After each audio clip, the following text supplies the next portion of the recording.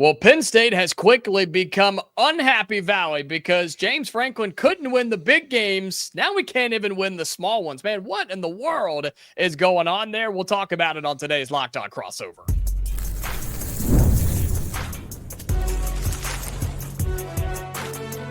You are Locked On College Crossover, part of the Locked On Podcast Network. Your team every day. Welcome, and it is a Locked On crossover of Hoosiers and Nittany Lions. I'm Jacob Goins, host of Locked On Hoosiers. He is Zach Sako, host of Locked On Nittany Lions. We come together each and every week to talk to you about all the biggest storylines in the Big Ten, and we're doing that again here this week. Picks for the Week 7 around the Big Ten in college football, plus Indiana and Oregon, another top 10 matchup in the Big Ten, and James Franklin and Penn State are self-destructing. We appreciate you being here, making this your go-to spot for all things Indiana and Penn State, and of course Big Ten athletics as well. Zach, what in the world is happening in a place that has been called Happy Valley forever, but the fans simply are not happy right now? I think you summed it up very well, saying, hey, it's Unhappy Valley. Yes, it is, because the most loyal of people to what James Franklin has done, it's apathy at this point. Yeah. I don't even want to say that it's a sadness, it's exhaustion. Yeah. And this has happened before, but it's not routinely a thing. So at least Penn State's been able to avoid that game where it's like, oh, this really threw off your season, but also expectations weren't, well, we're already missing the 4-team playoff as it is, so it's acceptable, right? 10-2, okay, but now you're in a situation where 9-3 doesn't get you in, and the objectives got easier. Okay, well, there's nothing easy in college football, but you go from a 4-team playoff to a 12-team playoff. This was tailor-made for James Franklin Penn State teams, and now you don't know if you're going to get in, period. Well, I can answer that for them. They're not. They're not going to get in because the odds of them going on the road into Columbus, if you can't beat UCLA when they are were objectively the worst team in FBS football with a makeshift coaching staff where the head coach and the OC were on the job for 5 days. The game plan was put together in 48 hours. If you can't beat them, why am I supposed to believe and tap dance around the fact that, oh yeah, they should be able to beat Ohio State? No, they're not going to be able to beat Indiana either. And Iowa and Nebraska come into question as well. So an absolute worst case scenario, if James Franklin loses this team, is 6-6. Who knows? Maybe they even finish under 500 because I think Michigan State will be better. Rutgers is at least well coached. I'm not saying they lose every game from here on out. Of course, they got Northwestern. But my point is that I don't give them any chances against Indiana, Ohio State, respectively. And Nebraska and Iowa could very well be losses if Penn State's not careful. Well, correct me if I'm wrong. I feel like this was always the argument for Penn State people in support of James Franklin was, well, he can't win the big games against Ohio State or Oregon or Michigan or whoever, but he always takes care of business, right? He always wins the games he's supposed to. He's a 10-win a season coach, and he gets you to the playoff, and he's knocking on the door of Big Ten championships. So you never had that to complain about. But, man, this loss against UCLA is simply unacceptable. Well, that's just it. I mean, I said, hey, look, Spencer, our counterpart at Locked On Ducks, Locked On College Football, said, well, if they go 9-3 and happen to lose to Indiana, then that's a fireable offense because they missed the postseason. So if that's the standard, then what does losing to UCLA get you? That obviously justifies that, but Penn State's not in a position where they say, yeah, you know what, James Franklin, pack your bags, or you might as well stay in California. Maybe you should be UCLA's next coach. Because James Franklin set himself, his agent anyway, set himself up to where he is fireproof. Yeah. Okay? It is the $56 million buyout. It's also, people are doing some other research around this, so this isn't my point, but it's something also worth mentioning. Penn State would owe a ton of money to not only Franklin if they were to fire him, but the staff as well. Jim Knowles, Andy Kotelnicki, the assistants, they're all owed guarantees too. So Penn State would be roughly on the hook for upwards of $100 million if you factor in James Franklin and his entire staff going away, plus the addition of a completely new staff. Man.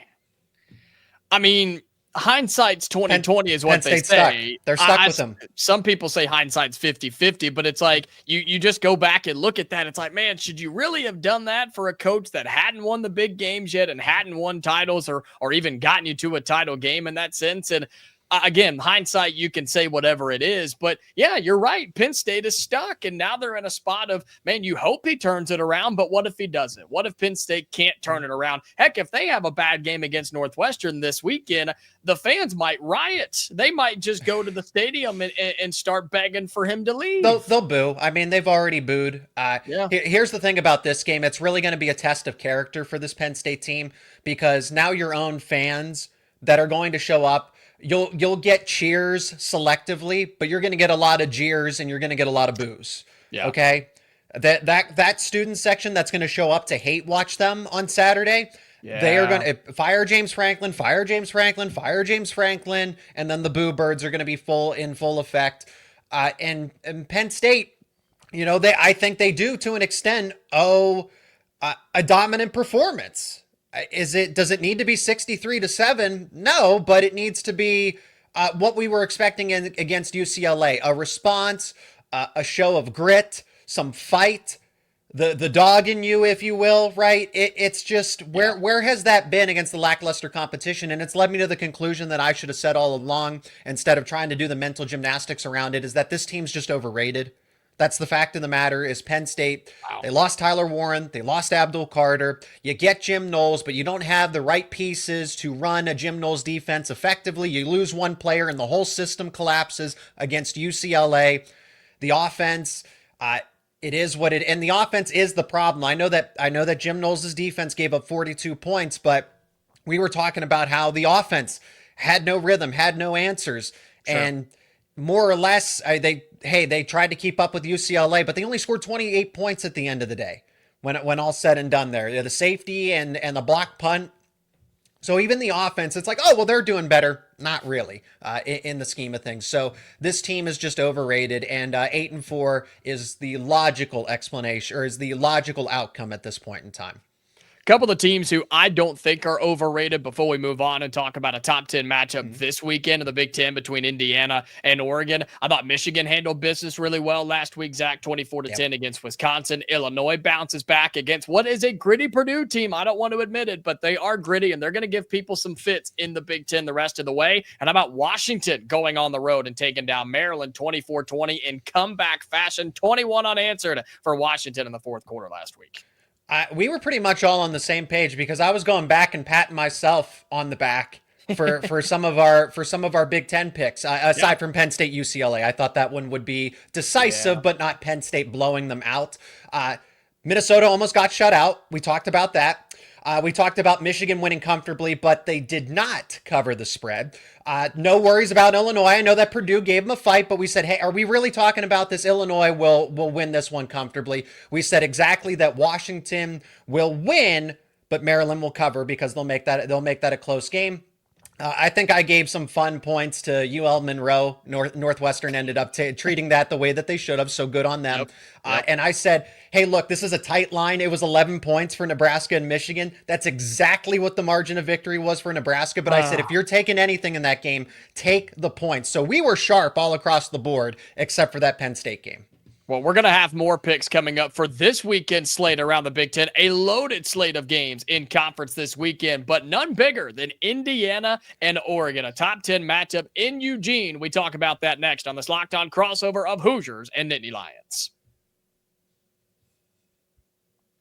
Today's episode of Locked On Hoosiers and Nittany Lions is brought to you by Mazda. Mazda crafts cars for those who do more than simply move. Mazda delivers confidence with every ride, with more IIHS Top Safety Pick Plus awards than anyone else as of August of 2025. From footwork to breathwork, athletes sweat out all the details. Mazda brings this same intention to how we craft every single model. And you can make everyday drives feel like anything but, from smooth handling to intuitive controls. Like our players, we sweat every detail. They'll be doing it this weekend in Oregon and Indiana, and Mazda does the same. Because when you make every move count, impossible becomes irrelevant. Mazda, move and be moved.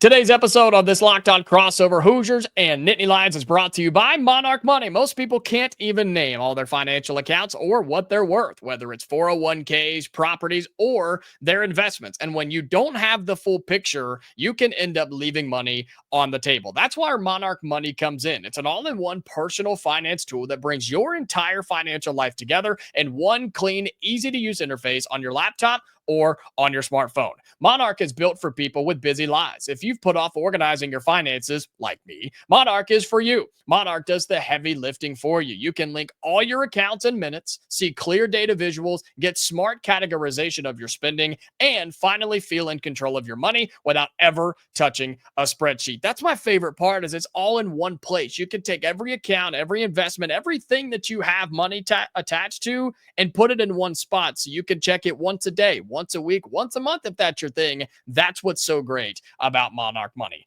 Don't let financial opportunities slip through the cracks. Use the code LOCKEDONCollege at monarchmoney.com in your browser for half off your first year. That's 50% off your first year at monarchmoney.com with the code LOCKEDONCollege. Oregon gets another test, this time in the form of the Indiana Hoosiers. Well, how much credit should we give them for that win over Penn State, right? No, that's a quality win. If they're able to defeat Indiana, that's an even more a higher quality win there as well. And I do look at Indiana as, and we already talked about it, Jacob, how Indiana's starting to push itself into that tier where, yeah, it's going to be two of Indiana, Oregon, Ohio State. We had Penn State in that group that are really vying for the Big Ten title, but at least 3 of the 4 remain alive, and that seems to be the likely case here. This is a game where obviously I'm looking at travel for Indiana, traveling to Autzen Stadium. The home field is going to be in favor of the Ducks, of course, and Autzen Stadium's a very tough environment to play in. But the one thing that I've heard a lot, so feel free to correct me here, add some context to this, is that Oregon is going to be able to push Indiana around in the trenches. Let's start there. Well, if you watch the Iowa game and the Iowa game alone, that's exactly right. And that is a concern for me and a bunch of Indiana fans. And we've talked with our friend Spencer McLaughlin of Locked On Ducks already this week. And that's been the conversation, is that defensive front for Oregon is nasty. And the Iowa defensive front got after Indiana, which was disappointing for me because that was the takeaway for me from the Illinois game, was Indiana bullied Illinois on both lines, the offensive line and the defensive line. Now, I think Indiana's defensive front can do the exact same thing to Oregon, but the question will be, can this offensive line that was put together in the offseason with 3 different transfers, bringing some guys back, you've had some rotating pieces there, can they protect Fernando Mendoza? Because if they can, Mendoza's proven he's one of the best quarterbacks in the country. There's a reason, Seiko, he has the best odds to be the number 1 overall pick in the NFL draft next year. You don't just get that by luck. You get it because you're good. And when he has time, he makes the right decisions. Only has 1 turnover on the year. It was an interception against Iowa, and he bounced back and delivered a game-winning touchdown pass after that. He's a really good player, but you got to give him time to make the right decisions. And this Oregon defensive front, and even the second level guys too, are going to put pressure on Mendoza, bring different looks and fronts and different pressures to him that they've probably never seen this year. And Indiana has to be ready for that. But it all starts with running the football. You don't have to worry about dropping back 35, 40, 45 times if you're able to run the football consistently.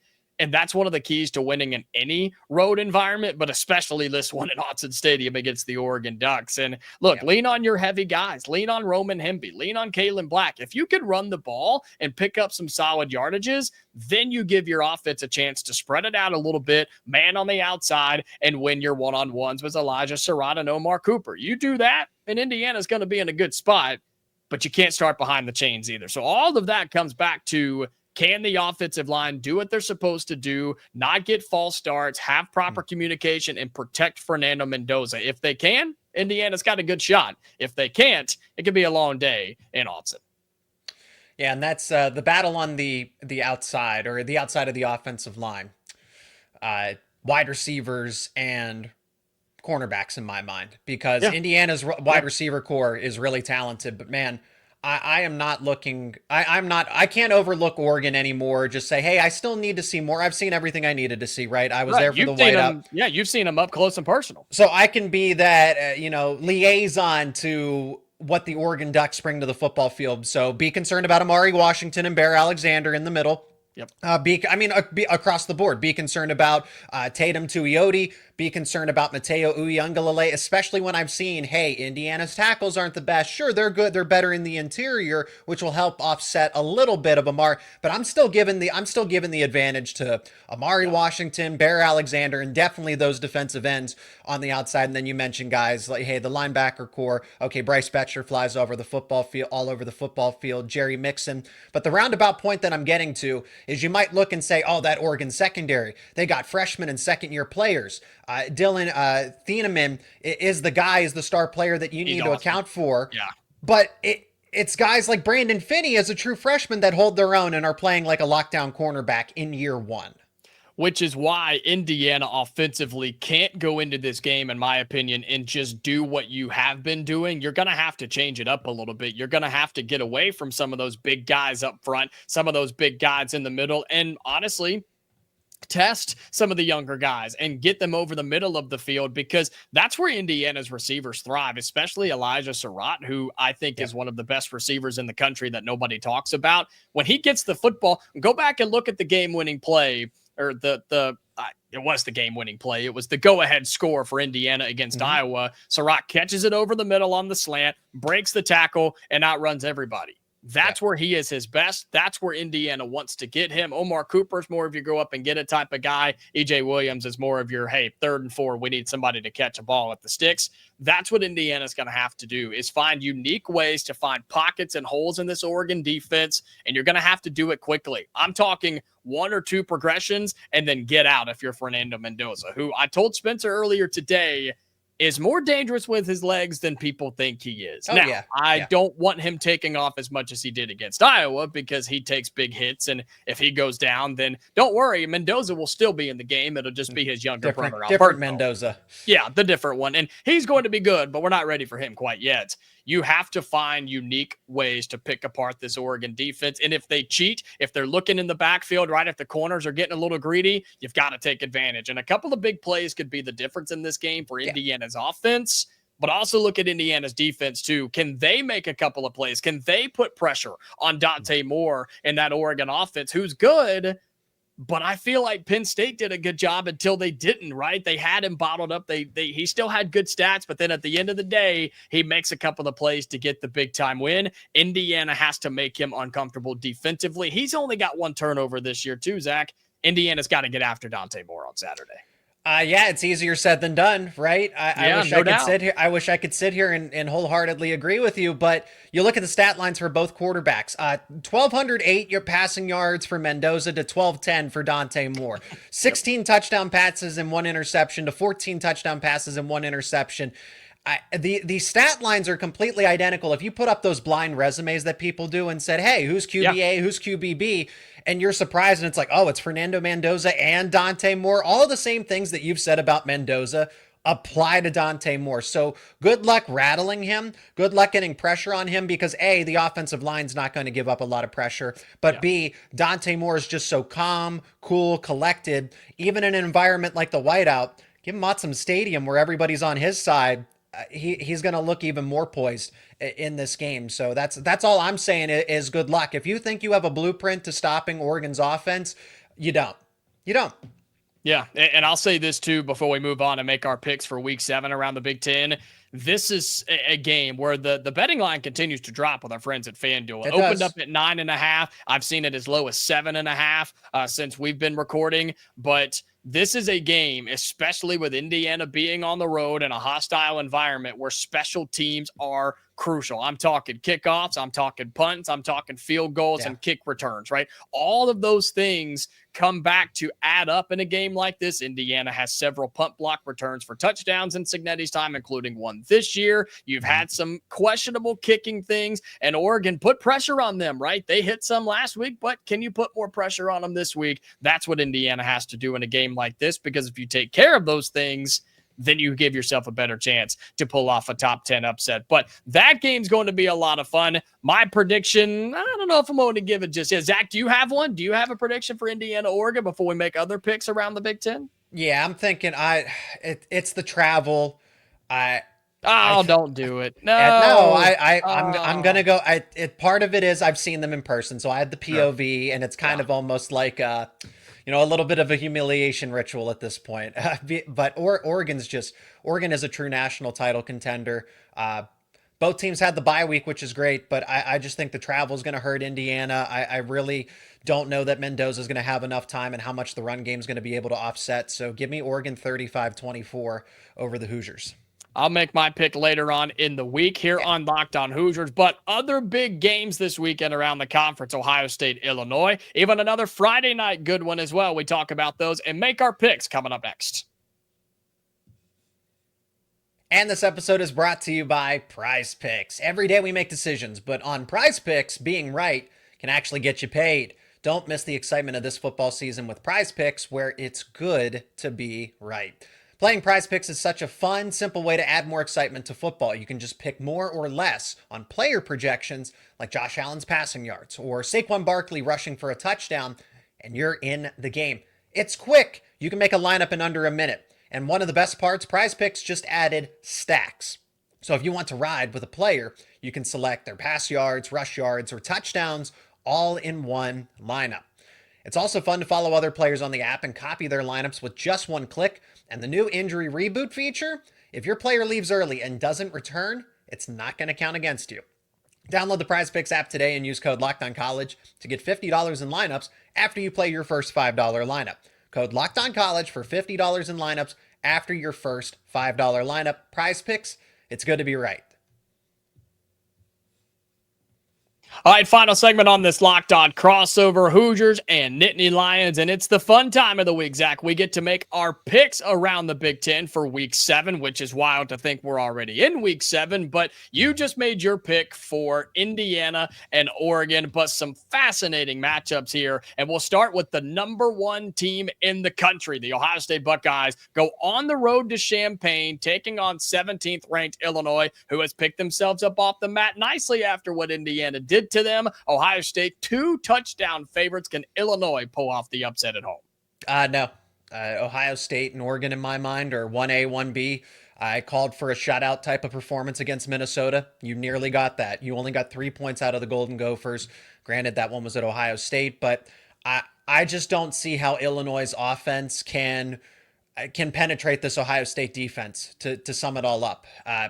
I think the spread and the total are relative. I think this is a good line. I think these are sharp lines by the odds makers, and I'm thinking something like 31-17, and I think I'm being generous there for Illinois.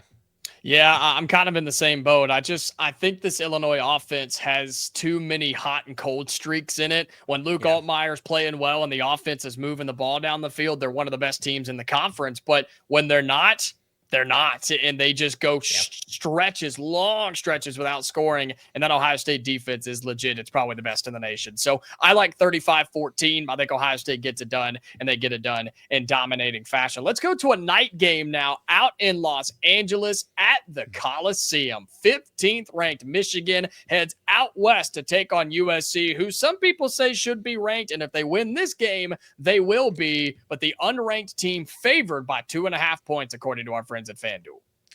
Yeah, so if you look at this, if this is at a neutral site, actually Michigan would be favored in this one if you want to look at it from that frame of mind. You look at something like ESPN and they give their matchup predictor with the analytics or the way that they score things. And USC is not just a slight favorite there. It's 68% to 31, 68.5 to 31.5 there. USC is a good ball team, and I just think they got, they got the short end of the stick by playing at noon against Illinois like that. Yeah. But they still, it doesn't matter that it was close, but I've seen a lot of USC to say, this is a team that could and should beat Michigan. That's who I'm going to take. I'm going to take the Trojans here. Bryce Underwood has to go on another road game where he was tested against Oklahoma. But he showed a lot of grit against Nebraska. Here's the thing, though. They didn't let him throw it. So what is Michigan going to do if they fall behind and you got to play catch up through the air? That's the thing. USC is going to put up a lot of points. At least they're going to try to. And if you're getting into a shootout situation with USC, I don't think Michigan will be able to keep up. So give me USC. Not necessarily comfortably, but they could win by 10 points. Okay, so it's gonna be a lot of points there. Something along the lines of a 38 to 28. I think is pretty fair.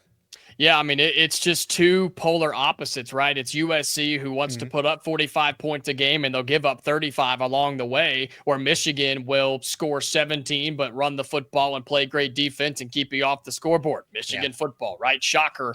I'm with you, though. I'm afraid that Michigan gets down early in this game and Maava just puts the foot on the gas and Michigan can't keep up. They can't score quickly enough. As good as Justice Haynes is, he may have 150 yards in this game, but it may not matter. I like USC here. I do. I like it a little bit lower scoring than some people think. I like USC probably like 27 to 20 here, but I like USC to win and also like them to cover at home on Saturday night at the Coliseum. We're bouncing around the different games in the Big Ten in week 7. And how about a matchup of two 4-1 teams, middle of the afternoon, both 1-1 in Big Ten play? Nebraska heads on the road to College Park, taking on Maryland, possibly the surprise team of the Big Ten so far. Two teams 4-1, both 1-1 in the conference, but somebody's got to fall, man. Yeah, give or take. I mean, Maryland had an easier start to the season, right? And, that's me throwing stones in a glass house here with Penn State. But they're definitely punching above their weight class, and I don't think a lot of people would have had them keeping it close and leading against Washington the way that they did. Granted, it was a loss, but Washington had to settle in. That was the travel factor here. Maryland, though, staying at home for another week. I love what I've seen from Malik Washington. Dylan Raiola in Nebraska, it can continue to do all the things right. They're winning games other than Michigan. So it's a very similar setup here. And it's just going to come down to coaching, because I think that Malik Washington, you're putting him in winning situations. What kind of stress can you put on him as Nebraska's defense? Nebraska's defense isn't great. Maryland's defense is actually surprisingly very good, despite a lot of freshman players or young and up and coming players. I am going to take Nebraska here, though. And again, these lines are pretty good. I'll go 24-17 in this instance, because I don't think that Maryland's offense is going to do enough to be able to keep up with Dylan Raiola and company. Yeah, you use the word coaching, and we come back to that in several matchups every single week when you and I make our picks, and that's what I'm going to put this on, and that's why I'm going to take Nebraska to win, but 6.5 or 7, depending on where you look, that's too many points. You're right. Maryland's defense is really underrated. No, their schedule hasn't been all that tough, but Nebraska hasn't been the most juggernaut offense this year either. They've had their moments too. I'm taking Maryland to cover, but I'll take Nebraska to win in what could be an ugly game mid-Saturday afternoon there in College Park. Quickly bouncing back to Friday night, though, because this one is fascinating to me. Rutgers, after a decent start, they've been humbled since. They go all the way across the country, Zach. These are the ones we worry about in this new look Big Ten. From New Jersey to Seattle, they take on Washington on Friday night, FS1. It's a late night game. I'll go ahead and give you my pick quickly. I got Washington big. I got Washington comfortably. I think they cover that, to give or take 10.5 point spread. Points. Both these teams can score. Now, your offense, your ground game and your defense will typically travel with you. Rutgers is a really good passing team. So if there's any sort of weather, if there's wind or maybe it rains, hey, it is Seattle, Washington, right? That's where you're going to see Rutgers struggle, because passing game's really good, but all those other components really aren't. Washington's very balanced across the board on offense. I would say something like 35-21 is safe to say for the Huskies to win. Quickly here, we'll go rapid fire on the last few games. UCLA coming off a huge win, right? They're 1-4 now on the season. They head to East Lansing, so right back out on the road, taking on a Michigan State team that I think is getting better by the week, Zach. Can UCLA double down and get 2 in a row? 11 a.m. Central, noon kick in East Lansing. Yeah, I like momentum, actually. I won't take UCLA to win because of the Oh. time factor. This is a 9 a.m. I see. Here's the thing. I don't know how UCLA completely operates from the way that they practice, because under Deshaun Foster, they were actually practicing at 9 a.m. Pacific time. So this actually isn't too much off the rails for them. It actually benefits them if it's an early game. So I say that they cover. And maybe push Michigan for a win, because the momentum's there. They're going to have the motivation, like, hey, we're bowling the China shop. Let's just keep it go. Let's keep it going for fun. But Jonathan Smith's a good coach. Michigan State is a team that's at least going to get better down the stretch. Field goal game. A lot of points and a field goal game. Wow. I think Michigan State's defense has got to figure it out. That's the issue for them. Aiden Childs has played really well. I like for them to play good in this game. I like for Nico and the offense to come right back down to earth for UCLA. I like Michigan State. 8.5 is too many points. Ain't no way I'm touching that line, but I'll take Michigan State to win. I will take Penn State, your Nittany Lions, to get back in. To do what? Win? Yeah, win. Yeah, I'm not. I hope. 21.5 points against Northwestern. Northwestern's defense is good, Zach, and I know you know this. Their defense is solid. I'll take Northwestern to cover 21.5 points, because when does Penn State beat P14 by 3 touchdowns and it looked good? It's been a long time. I'll take Northwestern to cover, but Penn State gets back on the win column. Well, Northwestern will certainly want to shorten this game if they're going to even try to go for the upset. In my head, I haven't done it. The conversation hasn't been about Northwestern. It's been trying to control the spiral that Penn State is going through. The first score that comes to my mind is 24-14, because Penn State's offense still doesn't move the football very well. UCLA's defense was that bad. Okay, so you play against a better team. If you're not in the right mental space, do you really want to? And when the home crowd's against you to an extent, do you really think they're going to blow this team out and win comfortably, win decisively? No, I think Penn State will be able to pull away in the fourth quarter. That's my hope. But I do think this could be 24-17, 24-14. I think Penn State's able to out-talent them enough. But Northwestern, they can run the ball and they play good defense. So that's kind of a recipe to force mistakes from Penn State. The highest over-under this week in the Big Ten is 59.5 points. Rutgers and Washington on Friday night. The lowest is Iowa and Wisconsin. You go from 59.5 to 35.5. Shocker. That is disgusting. Shocker. When Iowa heads to Madison, no chance Wisconsin can get this game. It won't be pretty, but Iowa's actually decent. Indiana saw that firsthand. I'll take Iowa to win. They'll win going away in the fourth quarter.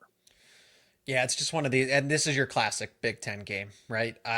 It could go either way. I could see Wisconsin getting a win here, but I'm going to side with the fact that Iowa can still run the ball and they have a better defense. So it's 20-17 either way. But if you want to hold me accountable here, I will take the Hawkeyes. And I'm going to say Minnesota by 1 million over Purdue on Saturday night. Purdue goes to Minnesota. Minnesota favored by 7.5. They'll win by 100,000 at least.